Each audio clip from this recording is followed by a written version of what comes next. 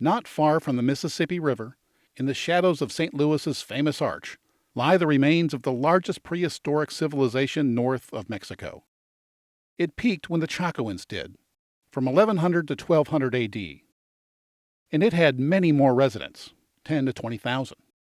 They became successful because, like all great societies, they had the ability to grow surplus food. Since they didn't have to spend each day tending to crops or hunting, they had the time to build. They had little stone, but they did have plenty of fertile soil and timber, so they built practical homes and monumental public works. They were mound builders. They built about 120 of them. 70 of them are on the grounds of the 2,200-acre Cahokia State Park in Illinois. They were part of the Mississippian culture. This was their capital. By 1250, it was one of the largest cities in the world, even bigger than London was at the time. But like Chaco, by the 1300s, the city was abandoned, and no one knows why. We don't really even know what these people called themselves. Cahokia is a name taken from a group of natives who lived on the site in the early 1600s. We also don't know why there are so many mounds. Some of them seem to be for burials of important people, others are not. But near one, 300 bodies were found. Most were young females, and they may have been sacrificed. The biggest mound is 100 feet high and required 15 million 50-pound baskets of soil, and it was built in stages, and the earth came from a nearby pit. It's believed that a chief lived up here in a wood and straw house, where he could see all of his subjects. Near the mound is a small reconstruction of a stockade that once ran for 2 miles around the central plaza. It had evenly placed bastions for archers, though there was no evidence of any major conflict ever occurring here.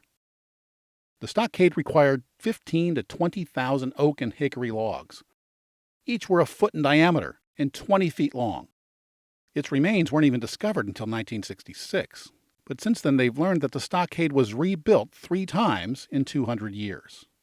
Trees grew nearby, so while this was a massive undertaking, at least they didn't have to haul the logs 60 to 70 miles like the Chacoans did. Farmers need to know when they need to plant. So to help them determine this, these people built henges. You've all heard of Stonehenge. Well, this is a wood henge. They built at least 5 of them. All have different sizes and had a different number of poles. And they don't need anywhere near this many poles to tell the seasons, so this may also have been a place of ceremony.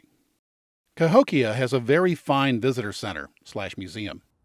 This was my 3rd visit, and one recent addition is this dugout canoe. Now, the river wasn't the only source of water nearby. There was also a lake, and there were swampy wetlands. Along one wall, there's a life-size diorama of how the wetlands were used for hunting and gathering. Other exhibits show what they made with what materials they had. And of course, they had reeds and wood and rocks. And they had local shells.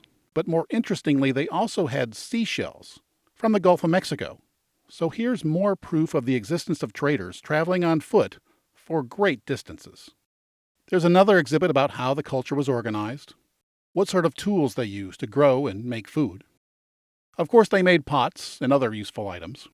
You can also learn about the burial of an important man. My favorite part of the museum is the village recreation. It's quite lifelike, informative, and generally impressive. It's too bad the other national monuments don't have displays this nice. One exhibit even shows how experts excavate the site. The last exhibit asks the unanswerable question. What do you think happened? I like that. The park's grounds are also set up for visitors. There are paths to walk among the mounds. On the weekends, it's quite a popular spot for local hikers and joggers. I gotta say, I like this place. If there's enough interest, I would gladly produce a more detailed video on this location. Isn't it interesting how civilizations can rise and fall over 1,000 miles apart at the very same time in history? They likely had very little contact, if any. Yet their timelines are remarkably similar, as is the importance of the structures they left behind. Now it's time to wrap this one up. The road less traveled isn't for everyone. We appreciate popular places, and we go to them, but we're special. We understand vastness and our place in it, at least partly because we go to remote places that are less than cushy.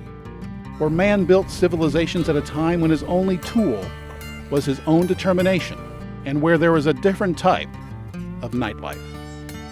Please subscribe to my channel and share it with your like-minded friends, so together you can explore the road less traveled.